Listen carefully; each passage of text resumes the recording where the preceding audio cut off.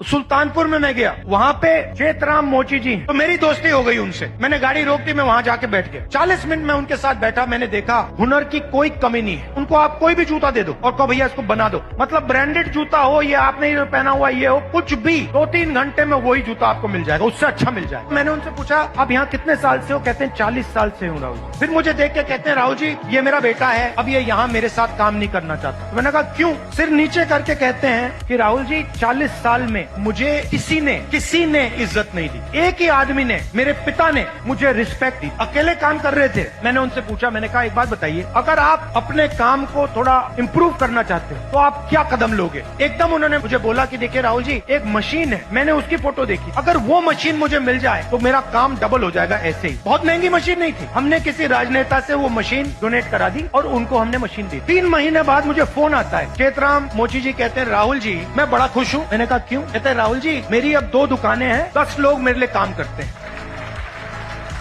मुझे लग रहा है इस मशीन से कि मैं 4-5 दुकानें खोल पाऊंगा। अब चेतराम मोची ने मुझे एक और बात बोली, यूपी सरकार ने मुझे एक बार ट्रेनिंग पे बुलाया, तो मैंने उनसे कहा क्या सीखे? कहते राहुल जी मैं वहाँ गया, ट्रेनर से ज्यादा तो मुझे मालूम था, और तो ट्रेनर मोची नहीं था, उसको तो कुछ मालूम ही नहीं था। मैंने कुछ टाइम उसको समझाने की कोशिश की, मगर फिर वो समझा नहीं तो वापस आ गया। हुनर किसके हाथ में है? चेतराम जी के हाथ में। ट्रेनिंग कौन दे रहा है?